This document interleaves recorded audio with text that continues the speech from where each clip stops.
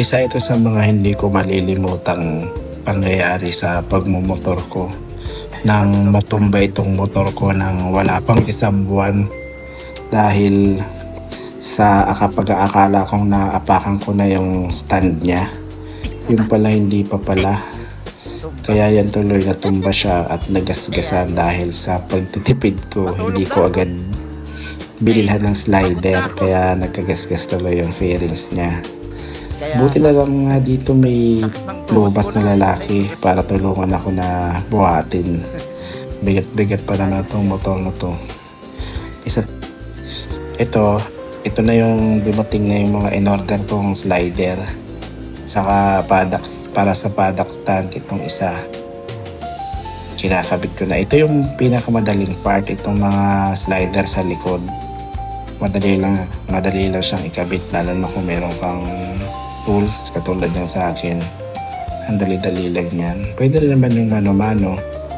Pero itong gamit ko, medyo makokontrol mo rin yung force na gamit.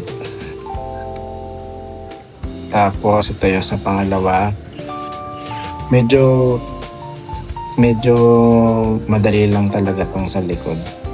Itong sa harap ang medyo mahirap kasi hindi ako nagpalit ng slider na yung mismong engine support yung papalitan.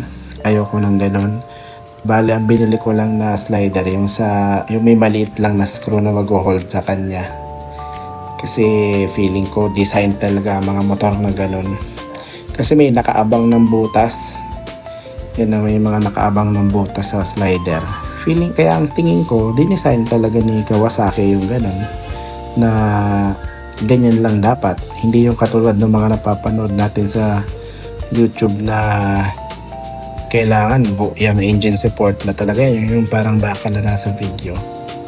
Dito naman, ito na yung part na medyo nahihirapan ako kasi hindi ko matanggal yung plastic bearings niya. Tapos, ang totoo niya, nagpatulong na ako yun sa talyer. Kaya makakat yung video. Ang sunod na yung kompleto na siya, yung naikabit na. Kasi sobrang nainis na ako niyan. Dahil ang hirap talaga ikabit. Kaya ito na, success na. Kailangan na lang linisan.